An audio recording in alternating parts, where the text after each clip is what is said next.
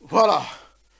Merci, merci, merci, bien-aimé dans les Seigneurs. Tu peux suivre mote lisusu, tikan, kolo, ale kanakoye bako pambula, bino bansan obozali branché, connecté, scotché, na radio, télévision, Congo Mon Christo. Voilà.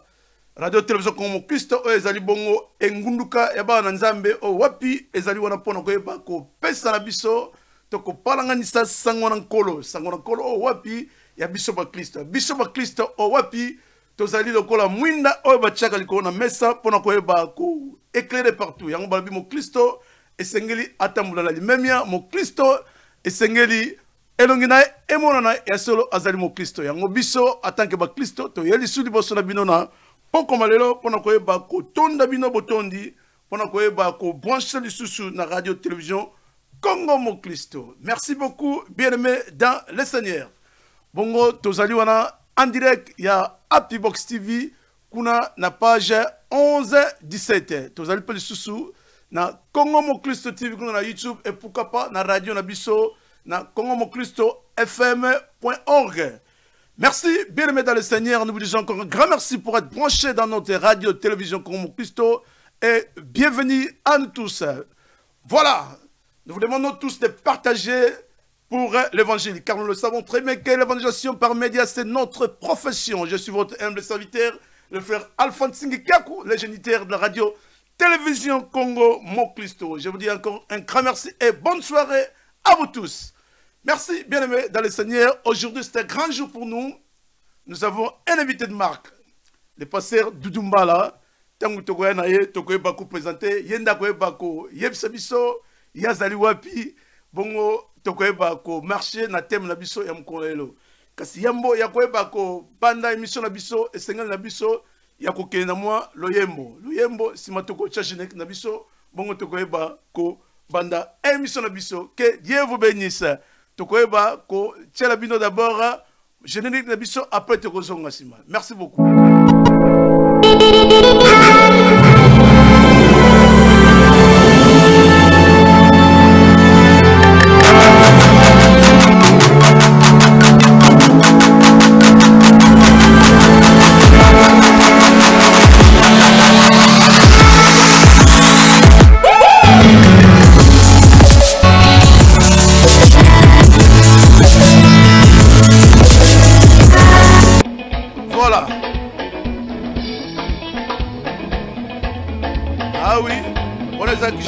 Animation ya émission na biso webi biso zali bonzambe fallait to banda moi animation et ça la ka moi malamu voilà.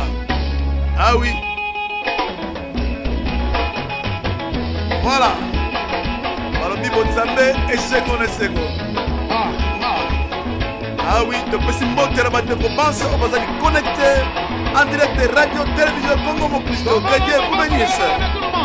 Ah oui, nous sommes en direct des Tiblés, en direct des radio télévision Congo Mon Kristo. Que Dieu vous bénisse.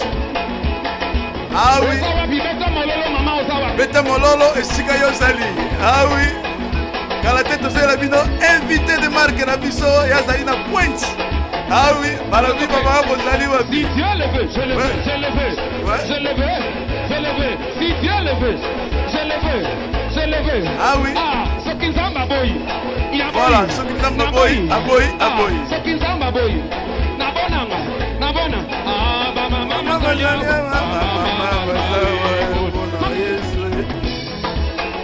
ah oui, nous sommes en direct de radio télévision Congo Mon Kristo. L'évangélisation par médias, c'est notre profession. Voilà.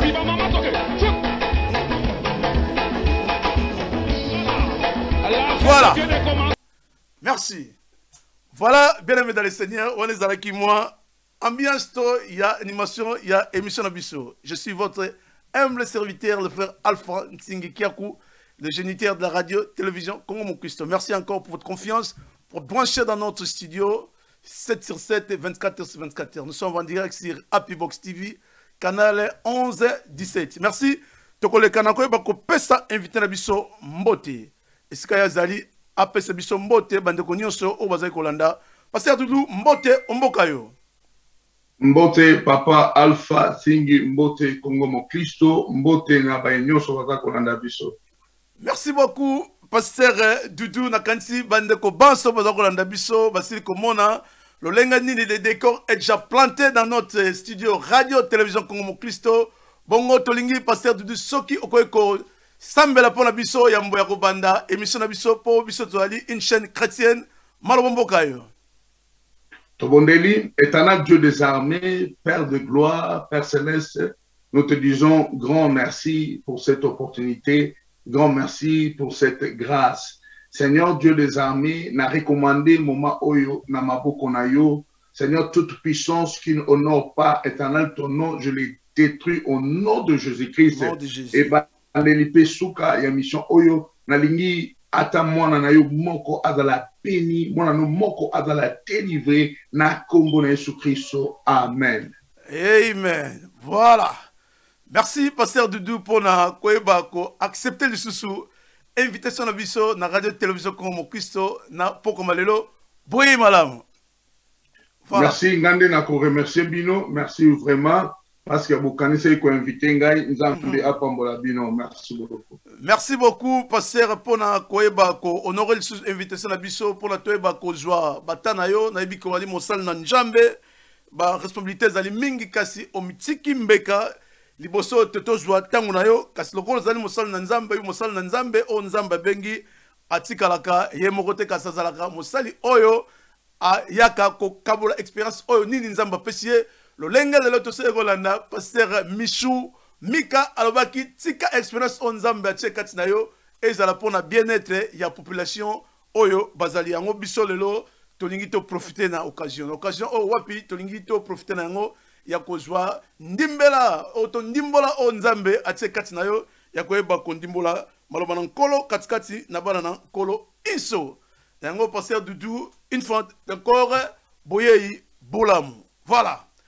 Merci, bien aimé dans le Seigneur, Nakanisi, Bandeko Banso, Bolekondabisho, un peu partout, Topesbino, Mbote. Mbote du Sissou, pendant que vous avez branché Katskati na radio, télévision, Congo Mokristo, studio, O Ezali Bongo, Yaba Nzambe, O Tuzali Bobele, Ko Tombola, Kombo Nzambe, Nengi Tolobaki, na émission Nabiso, Toso Lango na Bonzambe, Toko Nakupona, ba topic mingi, Peko invité, Basal Nankolo, par rapport à sujet au bazan expérimentation mingi bakoyko ya ko développement elongo na biso bongo toujours na boyebi on nzambe azeko tia katikati na biso ya technologie tokolika koyeba ko salaba émission oyo à plusieurs fois pour na toyeba ko kabola maloba na nkolo elongo na bandeko banso o bazeko na biso un peu partout et peut pesi le kumu na nzambe pe na bandeko banso o bazali koyeba ko soutenir biso na mabondeli pe na lolenge inso pona ni tetelo babandeko basile ko soutenir biso lisusu tangu toyaki na mboka na Afrique na mission to bengi luka lipambuli na yo kolo alekana ko bako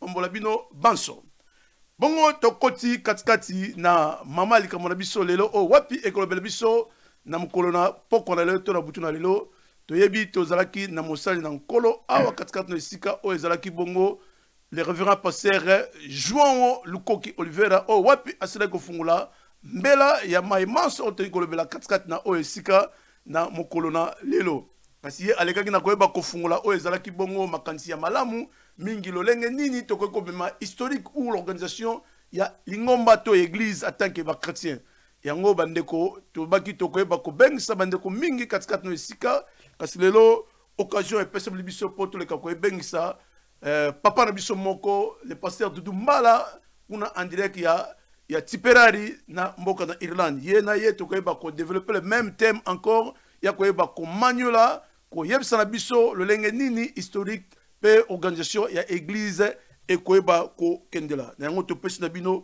banso vraiment botondi na manso o bozali koyeba ko soutenir biso kasi yango tokoleka ko zongisa lisu maloba epai ya pasteur Doudou na kanti technologie et construire biso telam ko lelo tokoyeba ko avancer toyebi la technique assez caprice mais nzambe akoyeba na koyeba ko sunga biso tokozongisa maloba epai ya pasteur Doudou. Oh là là. Pasteur Doudou soki okatani ko se tracasete tokozongisa yo toujours. Na kanisi na moni éternité c'est moi week mais voilà, c'est bon. vous allez encore en contact. Voilà, Malabomboka et Pasteur Doudou. Bonsoir, bonsoir, merci beaucoup. Zambia Pambola Bino, na invitation Oyo. Merci, mais Pasteur Doudou, il y a beaucoup, beaucoup, il y a Mamel Kamonabiso, Pasteur Doudou, Azali Nani. Oh, Ngai Nazali Pasteur Doudou Kaka. Pas Batomosusu Naza Doudou, pas Batomosusu Naza Papa, pas Batomosusu Naza Moana. Vraiment. Voilà, Castonito Yeba, Moni Pasteur Doudou, Azali Papa et pas Batomosusu Azali Moana. Maintenant, Pasteur Doudou, a Yambi Yesu Lokola Mokondipi Mobikisnae, Nambula Nini, Tona Isika Nini. Vraiment, Ngana Yambi Yesu Lokola Mokondipi Mobikisi na kaka na mboka na biso ya Congo ya Kinshasa. Donc wana na koki koloba ezalaki kala penza so na lobi kala, c'est-à-dire nazalaki na âge oyo ya muke à partir déjà ya âge il y a 14 ans déjà nazalaki baptisé. Nakanisi Pasteur Doudou nangi connexion et salaki moi pose au comme le na photo. Tokoyeba ko justement pose muke pour na recaler na zong sayo encore katikati na système. Bongo tokoyeba ko juste génique biso parce que nga na mona malambe bandeko bazali ko mona hotel me la photo ozo bougeter par rapport ya shit o esili ko salama na internet. Voilà, okay, juste moi seconde muke le temps to cha générique na biso bongo tozongisa yo lisusu. Bolimbiso. OK. Ok, tokoyeba ko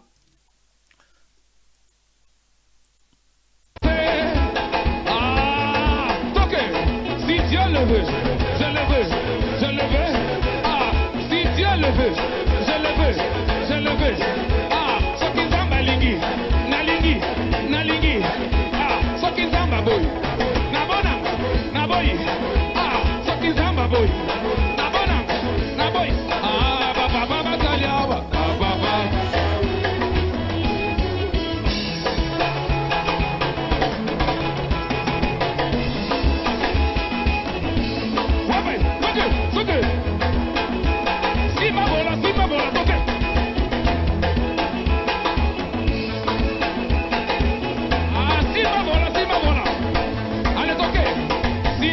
Je le veux, je le veux, je le veux.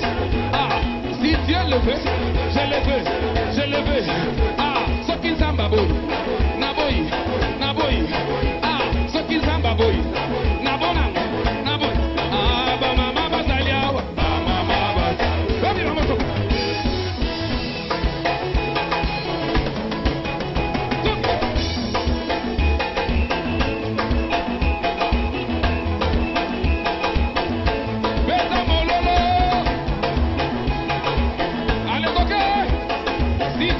Je le veux, je le veux, je le veux. Ah, si Dieu le veut, je le veux, je le veux. Ah, si Dieu le veut.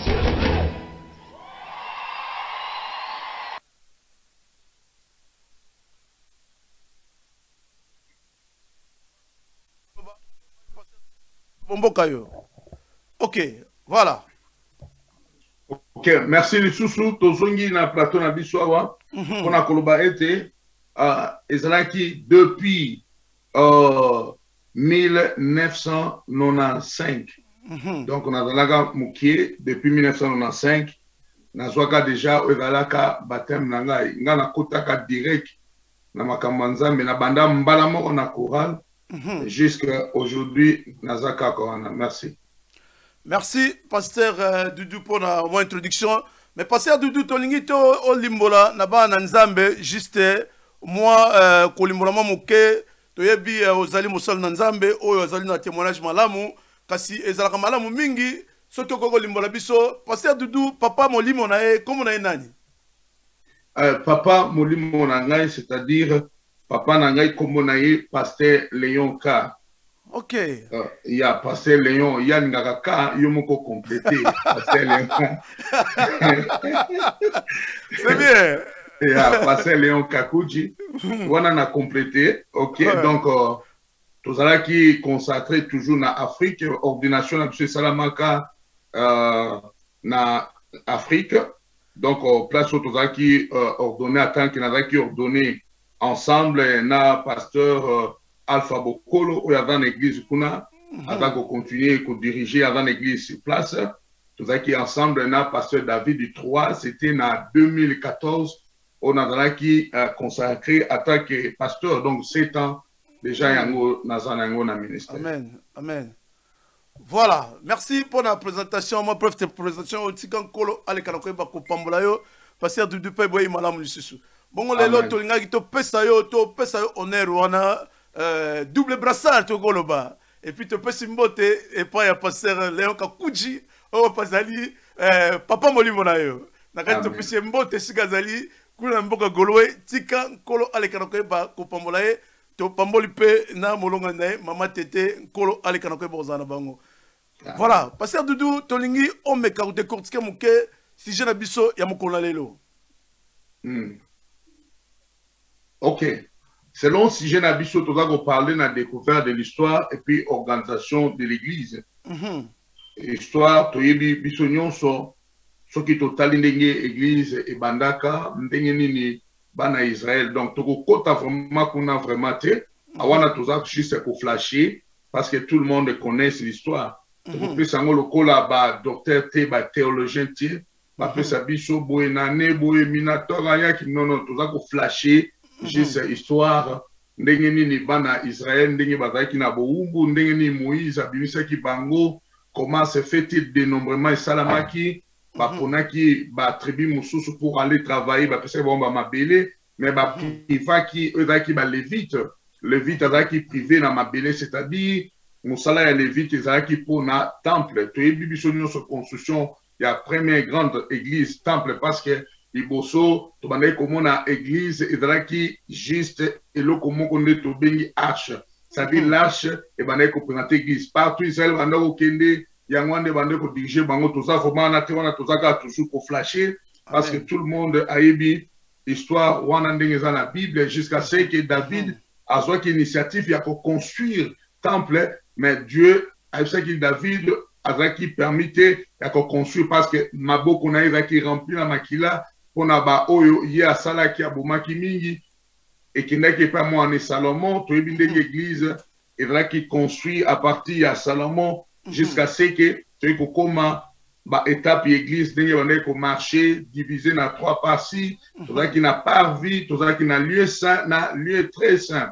Donc par vie pour tout le monde, lieu saint et là qui on a service ça n'a 4 n'a lieu très saint et là qui n'a arche au bandé ko tambola on a parti à wana jusqu'à ce que l'arrivée il y a Jésus-Christ.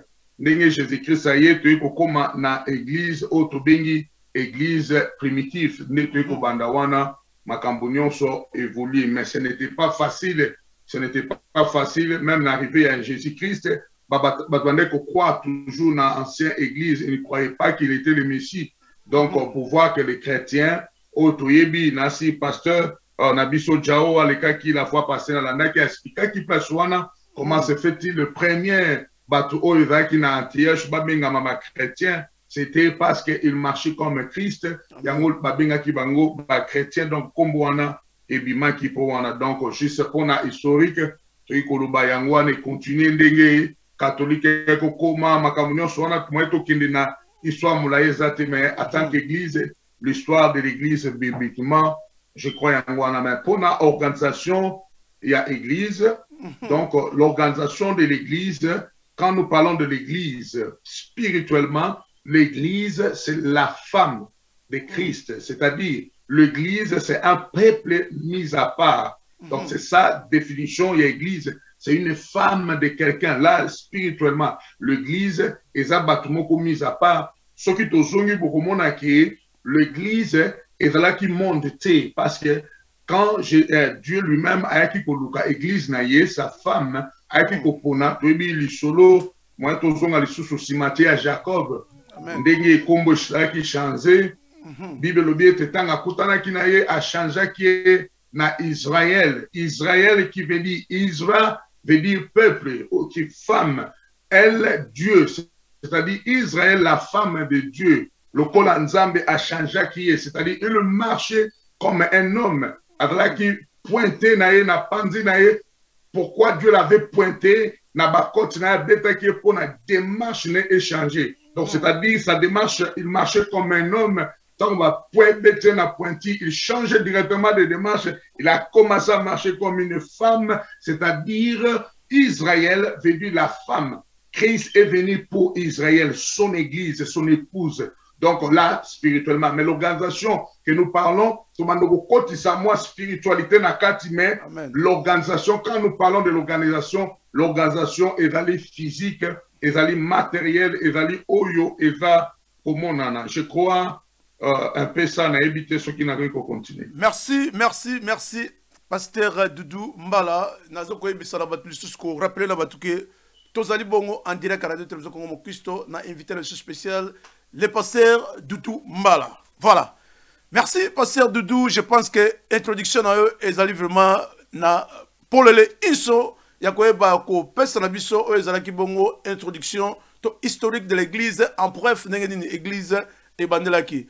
Bongo li ko yeba ko pesa lisusu par rapport à l'organisation de l'église kasi mo tuna na biso to ko tuna yo na ya liboso to ko loba nani akoki ko diriger une église lorsqu'il y a 5 ministères apôtres, docteurs, évangélistes, pasteurs ou prophètes. Mo tuna na biso to ko na ngo ya liboso yango oyo ko ya mo biso maloba omboka yo. Merci beaucoup na question kitoko. Ce qui nani oyo akoki ko diriger l'église parmi les 5 ministres de Dieu. Il y a parmi les ministres wana na 5 ministères wana ezali eloko yo pe vraiment mutuna neza kitoko makasi parce que ça ko tia trouble katikati na l'église. Et là ko tia désordre makati na l'église. C'est-à-dire okomona permettre moi parenthèse oyo bieno yo Zotana yo pasteur, zotana yo. Tozali wana. Lelo nazali évangéliste, mais na mimoni évangéliste eza muke lobi boyo ki non na komi pasteur. Lobi na komi pasteur, pasteur eza muke. Lobi kuna ba eko consacrer na docteur. Docteur, esimba vumate, faut na koma prophète. Archbishop. Na komi non ba archbishop peut-être la nomination. Il y a respect, on a respect. Maintenant, on parlait dans 5 ministères. Mon évangéliste César Mouké a préféré comme on changer à comme pasteur. Habiter pasteur ainsi batté, n'a comme docteur. Avant docteur comme Mouké, prophète il n'est bien comme prophète. Ah, t'es prophète, donc, a commis jusqu'à changer. Mais pasteur, tu intercalé Mouké Bolimbisi, n'a pas kolingo pumba déjà. Mais tant que va changer à bon, ceux qui va nécoana, va nécobalinga miana, va passer tout va docteur, tout va tant que va changer à bêta. Est-ce que basala rappelle papa milimo, oh, va passer à bon conseil, tout papa milimo na bango la bate, n'engo zo changer pour les ma bête aux amalam. Bon, yangona lobby l'église na organisation, tant aux hommes na organisation, ezali interne, ezali cuisine moko interne.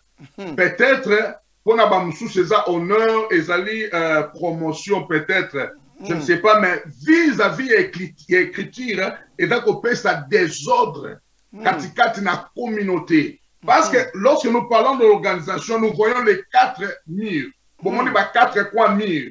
C'est-à-dire, les lots bengi église interne, l'église la restauration, dans une église Siméon, dans une église Bethel, wana est commis ba parti. Ba église, nous sommes dans la organisation nango, yango on te repère c'est que la flash. Mais tu vois que la organisation qui a ba qui bangi c'était il y a assez mbatu na batu bazana organisation na bango. Donc organigramme to koloba eza lokola moins squelette eza flash to repère ça. Donc na 5 ministères selon question na yo bango nyonso bazali ndenge moko. Na bandeli lisusu. Na 5 ministères tous les 5 ministres bazali bango nyonso ndenge moko. Mais nani oyo akoki ko diriger l'église. L'église est dirigée par un berger. Le berger qui est un pasteur. C'est le pasteur qui dirige l'église. Après yo, le nom osa prophète. Prophète, il faut à travers un pasteur ensemble. Il prophétise à Sali Makambo, ça la prophétie, mais dans la Babiloko akoya ngo pas pasteur. Le pasteur c'est comment kolande la moi. Pasteur a pas. Et dans le bengi évangéliste pour prêcher. L'évangéliste frappe directement. Au comment évangéliste, il dit repentez-vous, papa, il le termine. Mais le pasteur commence, c'est-à-dire, docteur, à Kokikoya a fan d'ici écriture pour mieux expliquer. Et si mais pasteur Azawana, pour dire que le dirigeant de l'église, c'est un pasteur. Pasteur de Azali, dirigeant, il y a église. Merci. Merci, pasteur Nakansi, Okoiko continue. On est avec justement intercalage, Yanini. Continuez le développement, il y a une deuxième question. Ok, merci beaucoup. Okoiko Tanga, awa poto comprendre. Ok, to continuer na dirigeance église. C'est le pasteur Oyo Azali ko diriger église. Pourquoi? Dans le but des ordres. Parce que de l'autre côté, on a un frère dans l'église. Le lobby a commis consacré à Monique non, il est prophète. Oui, et dans le ministère, nous avons apprécié. À Monique, à l'équipe Batou. Parce que Batou Balinga, le ministère, on est prophétique.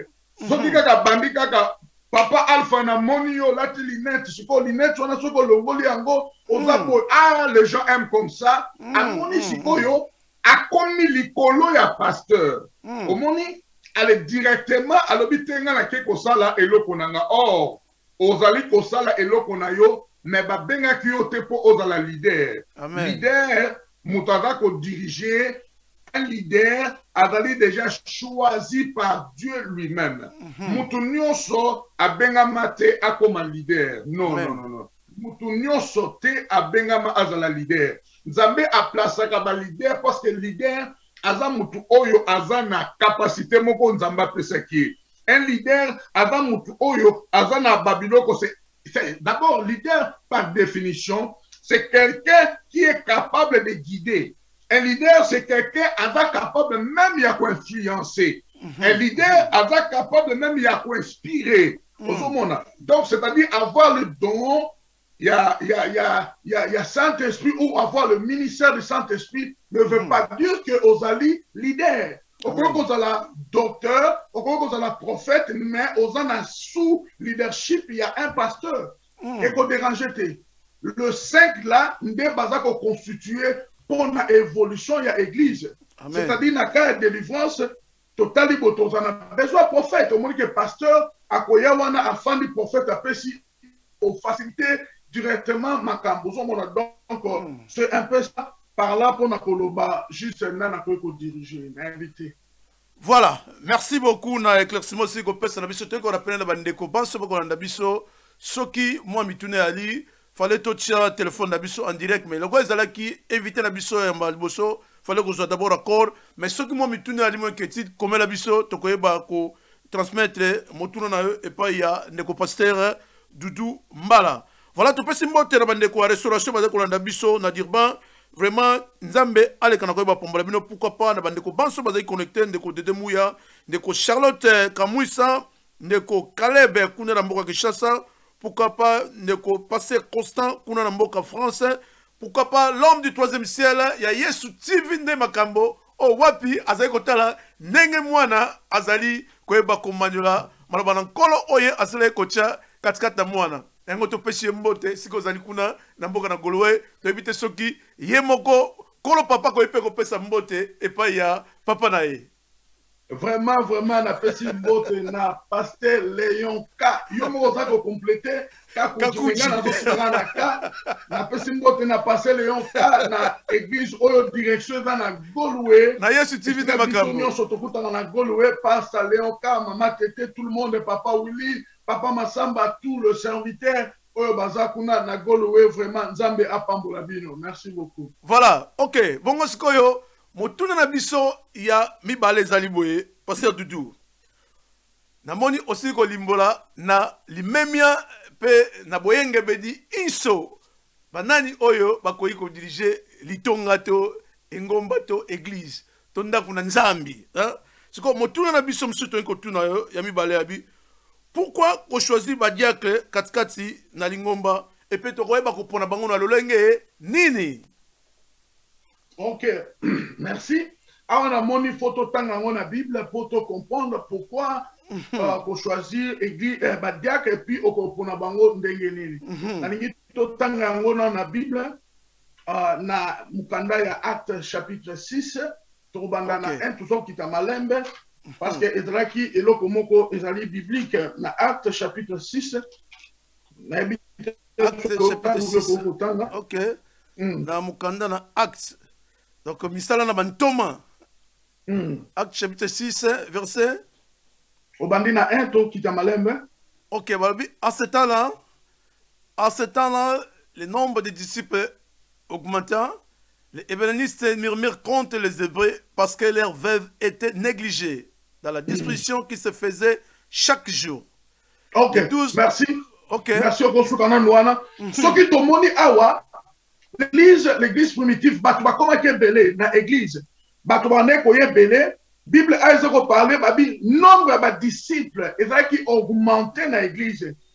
Ezaki na ba mboko bato ba helléniste, ba bane ko murmurer contre banani, contre ba hébreu. Pourquoi bane ko murmurer? Babi parce que leurs veuves étaient négligées. Bazaki négligé na nini na distribution, c'est-à-dire ba kokabola biloko soki muto azwi bazotala bilamba batali te oyo eza elamba kongo pesa wana ba hébreu oyo apesa ba wana baye na mwa bilamba bafufu pesa oyo ebele ba oyo bazwa moke désordre ekomaki et puis ekomaki na bato bakomaki komurmure or mutu soki akomi komurmure akoki koprie malamu te ba apôtre lokola bazalaki sage comme des papas de peur, ils ont compris que en tant que des papas il faut tout cas solution na likambo oyo na habite continuer na deux na deux kuna balobi na biso bo na deux balobi na biso dans la fongola biblia na deux kuna balobi les 12 convoquèrent la multitude de disciples et dirent il n'est pas convenable que nous laissions la parole de Dieu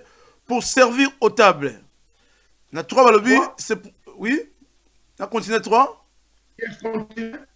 na 3 balobi c'est pourquoi frères choisissez parmi vous 7 hommes de qui l'on rende un bon témoignage, qui soit plein d'Esprit Saint et de sagesse, et chacun de nous chargeront de cet emploi. Merci. Ok. Continuer. Amen. Ce qui te dit très bien, Awa, comment on était, c'était des apôtres, les 12 apôtres, en tant que des prédicateurs, en tant que des pasteurs, ils dirigeaient Batou, Babandi Kotala Babi, non. Il faut Toluka Batu Oyo 7 personnes. Parce que distribution est comme normal. Parce que Makambo ya murmure est des autres. Parce que là où il n'y a pas l'amour, il n'y a pas Dieu. Il avait compris qu'il faut la distribution et ça la injustice. Ce qui te l'a dit bien, comment on a été, première question, pourquoi Baponaki diacre, pourquoi les diacres ont choisi l'église? La réponse est que les diacres ont choisi parce que on est matériel et ça que sengama et ça le manabo solo et ça le manamalamu. Et puis nani oyo bakoki kopona en tant que diacre. Na trois balobete, c'est pourquoi faut choisir parmi 7 hommes. Yoka qualité à Batouana. Batou oyo qu'on aura un bon témoignage. Il y a les bosso, diacre oyo dans un témoignage ya kitoko. Il y a mis balé qu'il soit plein d'Esprit Saint. Il y a mis ça tout, et Zalamutu oyo azali sage. Et puis balobi est que nous chargerons cet emploi. Et là qui si nini, et là qui si nini. Les lo oyo na yebisho tozana ba problème na organisation de l'église, na organigramme ou na organisation de l'église, il y a des problèmes trop sérieux. Dans la tika na illustré exemple moko awa. J'entends na yo pasteur. Pasteur moko totanga kombote na église na biso kuna na Congo. Ezaki ne loko moko salamaki eza terrible. Pasteur lokola église ezali apona na ye ser moko a chaki pembeni ser wana zalaki chargé ya finance, c'est-à-dire na finance wana ya zalaki na caisse ye mtatanga ka mabonza dimanche akomi mabonza wana asilisi ale et que place ko kende mais ye akomaka yango mais pasteur wana chaka ser wana parce que soki azana besoin quelque chose ernyo sa obenga ebike et bako libérer. Donc, c'est-à-dire, il faudrait que selon les intérêts de pasteur, ni de salama qui ne comme quoi une église, papa, Alpha Dimanche, ayaki avec une $10 na poche, $100 na poche mususu. Sikoyo, tant babi offrande avec confondu. A kengeli bonjoke zaki di, a kengeli pemeni, bonjoke zaki $10. Yakanisa kango $100. Atiki, a joué $100 mbela mo akena panier, atie kuna. Il te sila kate, si les frères on a se retrouvé que non, mbongo eza batu, il faut foutre mbongo batu, moi eta zongi, pasteur bika ke église batu bazé belé, pasteur bisi alobi non, papa na solo anayo, ni na bina sali mistake, na tie $100 au lieu de $10. Na changé. Otomona makambo zo le cas. Sikoyo ndeko wana aye a te parce que offrande déjà au dans motema mutape saka pasala lobi OK tokendi. Obi ke bazui panier offrande bakuti ser na bureau zo compter mbongo. Lucas $100 na offrande $100 et monanité. Voilà. Ozomona $100 et monanité na panier jusqu'à ce que pasteur a comprendre. Alors bien frère, yo tika ka $10 wana to bima, ma sœur a yebi ndenge ni $100 et kangami na bambongo akomema yango. Pourquoi pasteur lobaki bongo? Ozomona loko wana sœur a sala qu'ils a déjà du vol a yibaki. Omoni sœur a yibi déjà monika ka billet munene sa a yibi mbala moko.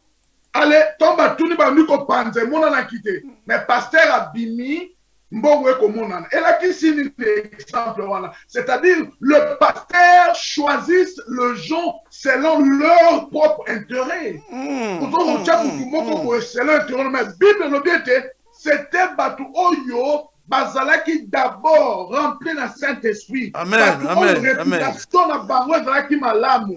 Choisir cet homme, balobi oyo bazako rendre un bon témoignage. Bato baza rempli du Saint-Esprit. Mais pasteur, pendant que limbola mo moké na bande ko ba na biso, tango zolo ba remplir un bon témoignage. Okoko pesa biso ba ndimbola, il y a quelques témoignages wana oyo et sengeli na bande ko ba sengeli ko pono ma lokola ba diakre katika na lingomba, ta ba témoignage ngo lokola ba témoignage nini. Bon, soki balobi témoignage ya kitoko, eza makambo ya kitoko. Soki balobi témoignage ya kitoko, eza makambo ya kitoko. Amen. Ata mutu ayaka kopesa offrande e bakata mbongo boye. Mais libanda boyebi kazala courant de jupon. C'est-à-dire azana basho alandaka. Aza déjà na mauvais, donc eza déjà mauvais témoignage. Donc eza komoko clair. Soki boyebi faire wana. Lelo tokoma pona batu pona talika papa Alpha lati dinette nga bi bon. Papa Alpha yo continue finale. Ngai na continue finale. Maintenant les grands problèmes. Nzoka na zamo yibi. Katunu. Lelo problème ya wana. Parce que tokomi ko pona batu pona yebi oyo avant de kona ngazala wana. Mais témoignage na ye. Témoignage na ye makamba zo sala na ndaku na ye. Okomona mutu obo poni azali diacre un serviteur. Abeta ka mwasi na ye lokola mobala kangela ke penda boka. Bonga développement. Batelemi déjà témoignage za mabe. Okomona. Omoni frère wana na communauté na place à salaka. Baeba kute kazala chrétien. Parce que ceux qui a bani ko parler na makambu ya wera ceux qui a nani. Tu ne peux pas imaginer. On se comprend. Na bimisa moi voir munene pour voir où est Okauka. Voilà, parce que na kanti on limite pesa moi to na mama ibi. Voilà nga munene. Na bimisi voir munene pour voir mukia Okauka. Malabomba ga yo passer. Lelo to koma kopona batu selon oyo to bengi intérêt personnel papa na ebisio mutu oyo oyebi bien place à salaka ba yebi kututa dans la chrétien aza na réputation moko boye donc surtout na poto ambamindele wana nde bakoma ba mwa ba chéri na ye mais un chrétien mais mutu wana ba ekokuta ye wana simbaka finance église. Pourquoi? Parce que maman n'a pas ta dîme. Aujourd'hui, l'autre a bon témoignage, hein? Partout où tu es, dans le noir, un chrétien. La Bible me dit que notre Dieu est capable, il y a comme on a, il le voit partout. Avec la capacité, il y a comme on a fourmi noire, l'icola noire, dans les noirs. Zambé azokota là-bas, déplacement na enyoso, mouvement na enyoso. C'est-à-dire, on n'est pas chrétien là où il y a des gens. On est chrétien là où on a yomoko. Amen. Et si kabatu basate, ne osa chrétien. Les deux appels à batu mususu, donc on peut un témoignage au monde y était. Il y a une Bible et ceux qui ont un bon témoignage était. Et vraiment batu mususu papa, ceux qui ont un peu ça en beauté, le cola pape yomoko na Rome kuna. Na limemia. Vraiment, yango wanapenda shalom papa alpha, shalom papa. Avec qu'on bouge na mutu, mais katikati na yé abomination. Yango Bible complétée et le bible a bon témoignage était faut moutoana dans la remplie du Saint-Esprit. Faut moutoana dans la remplie du Saint-Esprit. Mais parce Dudu yambo ya koyeba ko kende lisusu mo musika mingi.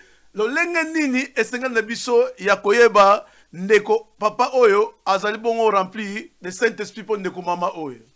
Mutuna ya mboto okende na nimsusu. Très bien, très bien. Omoni mutoto bengi leader na zungi lisusu wana. Omoni bato ba bengi leader. Un leader c'est quelqu'un où Dieu a été katikati ne ba capacité, Moutouana aza capable, tala, est automatique. Papa le fa, ouye bingate, na moniote directement, na lobite koza bongo, na zako le bagage za TV. Ah, passé, le bagage a passé. Na yebiote, na landi bo na moni Congo mo Kristo, zo pesa nga guna la na Congo mo Kristo. Amen, passé, amen. Et pesa nga guna kota. Et puis so na mission moko na zako le bagage bolanda Congo mo Kristo. Amen. Sans que yo yebisangai oyo zali. Na bito so comprendre. Mais c'est automatique.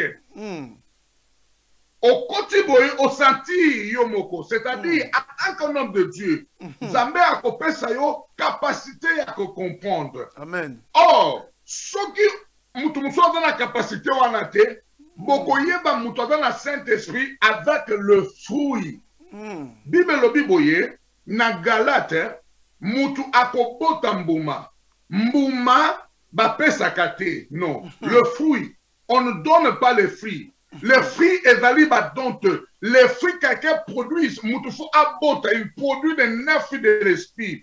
À partir de wana okomona mutagana bolingo, mutagana joie, on comprendre à partir il y a paix, joie, la maîtrise de soi, bokoyeba mutwana à partir de fruits de l'esprit. Galates 5:22. Galates 5:22. Wana kuto parler na ba dompté. Ba donc tout longo mais na ba fruit kaka. Okomona mutu akozala be fruit et puis en tant que leader esprit na yo ekoyebisa yo et mutu wana aza nzambe donc choix ekozala facile. Je crois qu'on a Saint-Esprit n'habite ceux qui n'a répondre. Vraiment na bokebi banso na landio vraiment na boyenge bedinyoso pe na limemia iso.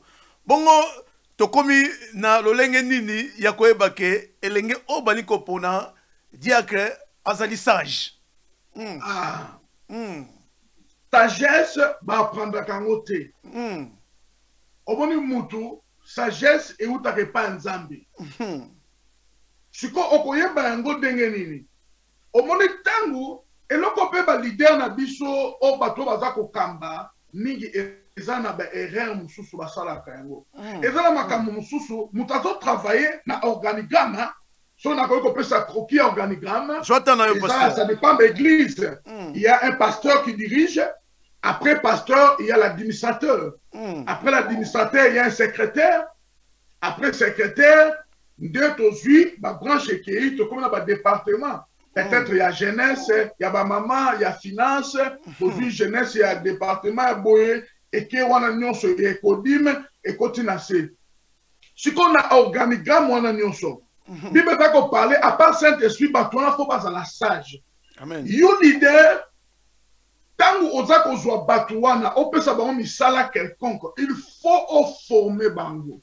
Il n'y a pas de successeur sans formation. lelo oyo église formation ezaka mama zwaka yo na kontaka mbongo yango ozomona il faut même kozwa mutu oyo po aza na finance mutu atangi pe eza important pe eza mabe te l'église eza ya bakuluna te et puis l'église ce n'est pas pour les pauvres lelo aspect église ekoma lokola ya bapauvre ya bakuluna yaka pasteur aza na 14 jipe mais tala bandimi nde baza okondima te tala construction église okondima te mais bapaster bango nyonso baza wana soka bandi kodeklare mpona bofrande na dime okoki koimagine te akoloba lelo awa alobi aparle na nyonso wana mais il ne s'est pas même encadré formé ozomona eloko wana eza très important mutu oyo aza administrateur ntango aza directeur okoki kotia mutu moko te administrer église asimba partout un secrétaire fo mutu ayebi kokoma barapport les rapports ce n'est pas les langues arabashikere non il faut écrire pande koti boye mutu oyo atanga te ayebi kosala te akotia désordre amoni $100 ya bombi or il faut yo lakise tete oyo soki ozwi yango basimbaka mbongo te vi na yo mobimba ekobeba omoni soki olakisi mutu eloko wana oza kokotisa ye okomona ke mutu akomi kocomprendre mutu mpe akomi kotravaille na kobanga nzambe or mutu oyo aza na saint esprit okobondela mpo na bango nzambe otondisa bango mpe na sagesse il y a déjà intelligents mais qui ne sont pas sages ntango yo kobondela nzambe akotondisa bango na sagesse ntango yo oza kopona oponi bato baza na saint esprit okocomprendre ke mutu oyo aza na saint esprit mutu oyo aza sage ezali juste mutu oyo aza leader azala na misu na ye ya kofungwama to azala na eloko moko tobengaka sens moko ya koyeba facilement je crois na mekaki mwa korépondre voilà vraiment passer nzambe aleka na koyeba kopambola yo nakanisi biyano na yo ezali kopesa ngani sai eza kopesa ngani sai ya koyeba kokanga yo ta mingi kasi tozali kokende vers la fin ya émission na biso nsai wana etoninga motema sai etoni motema mpona nini na biyano oyo ozali kopesa ozali kososola tomoni mpenza oui c'est vrai pasteur Léo Kakuji asila koformer kopesa yo mosala vraiment asila kolesa yo babengi nyama ya mobimba oyo liaki yango ndo ozali koyeba kokabula elongo na bandeko banso oyo bazali kolanda biso katikati na radio télévision Congo Mokristo oyo ezali engunduka bana nzambe mpona nini topesa mama na biso Mimi Dudu Mbote po topesa ki mbote te ekozala vraiment libaku mingi mpona biso topesa mbote pa ezali parce que balobi mutu ya makasi seka azalaka na ombre moko pembeni na yo ezosalaki azala makasi soki tomoni pasteur Dudu azali komaniola nyama ya mobimba na pokoma lelo seka ezali na mama oyo azali pembeni na yango topesi ye mbote topesi mpe lisusu évangéliste Maku mbote esika azali kolanda biso sika nkolo aleka na koyeba kopambola yo mpona nini te na molongani na ngai mama Hortense oyo wapi azali bongo molobeli na biso na kuna na émission tobengi la parole d'encouragement voilà pasteur Dudu na kanti tazali kokoma presque na suka tolobaki loko ezalaki émission oyo ya biso comme ozalaki da rache-pied toyeba ekozwa yo na lombango mpona mokolo na lelo kasi toyebi te soki ozali na maloba mosusu ya kobakisa mpona totika vraiment mposa pa ya bandeko mpo mbala nsima toyeba soki kocontinue maloba o mboka yo nasi tokotanga ngo na bandako na Jean chapitre 18 verset 37 ou bien nakoki kosala ngo citation kibelobi boye Jésus aza korépondre na Pilate alobi je suis roi je suis né et je suis venu dans le monde pour rendre témoignage à la vérité.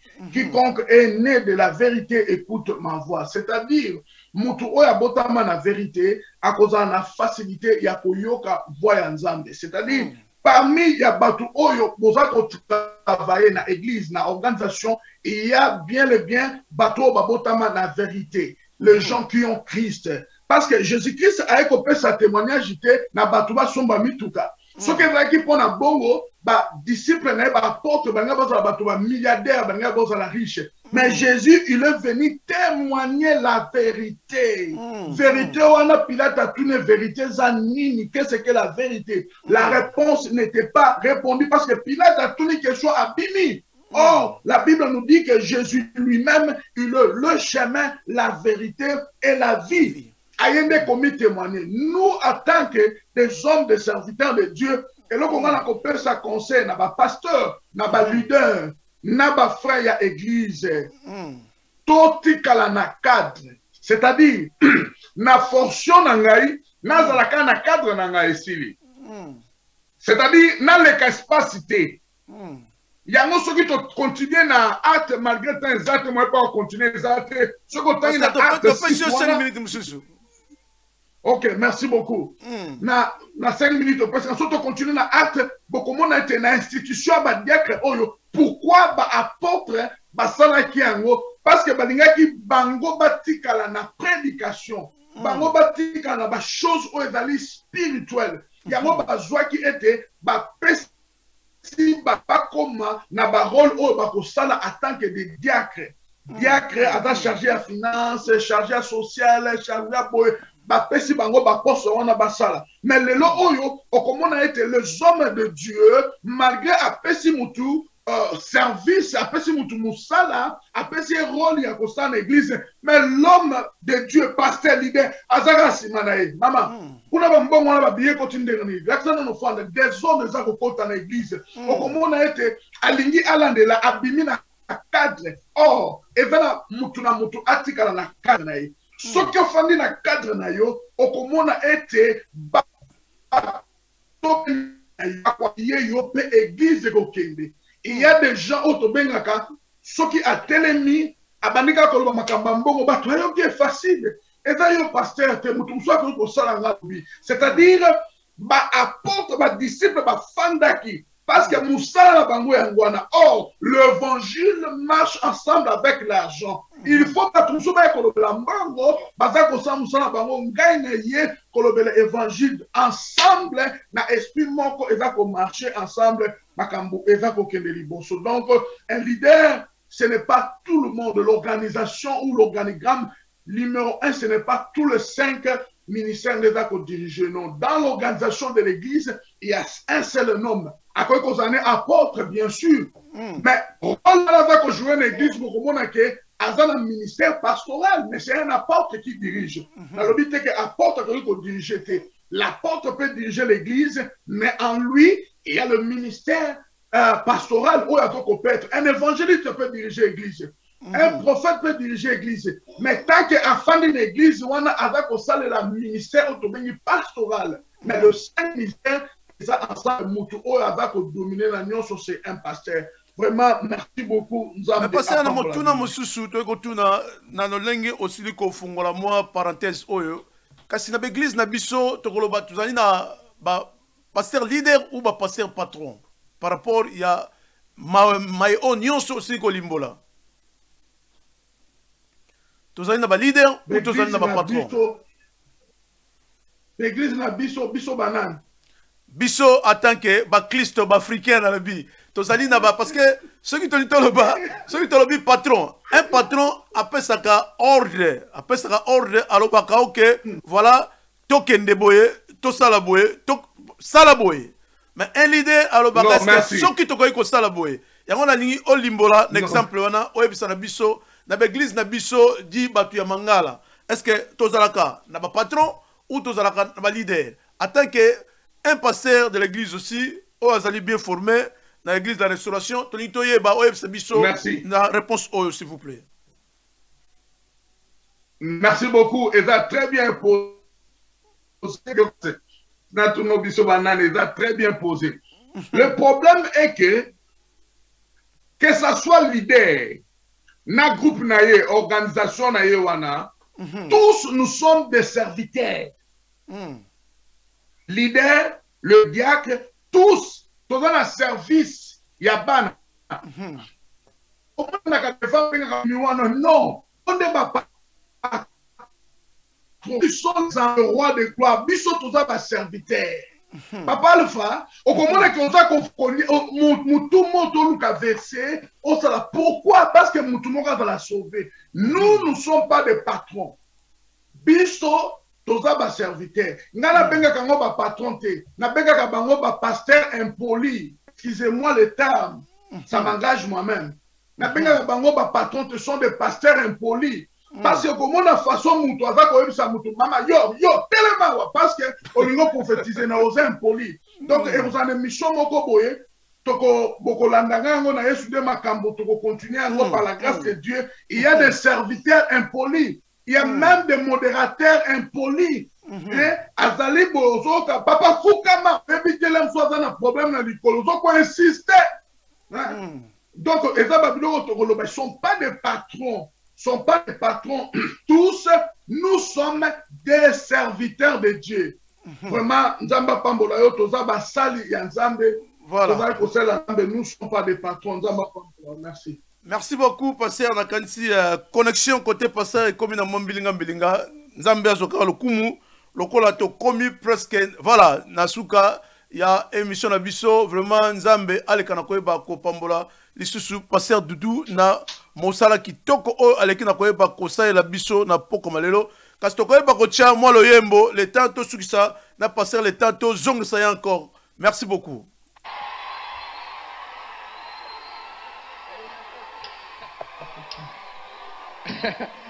Bolingi Matabisi.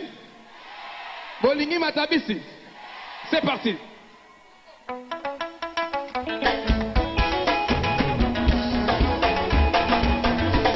Yeah, baby. What do you know?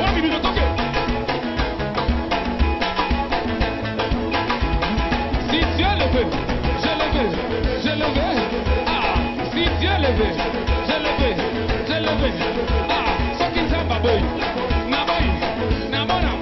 Ah, so qui ça va boy, na bona, na boni. Ah, mama mama taliawa, mama bata.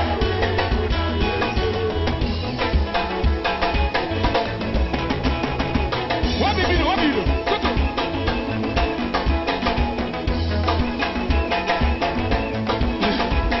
Si Dieu le veut.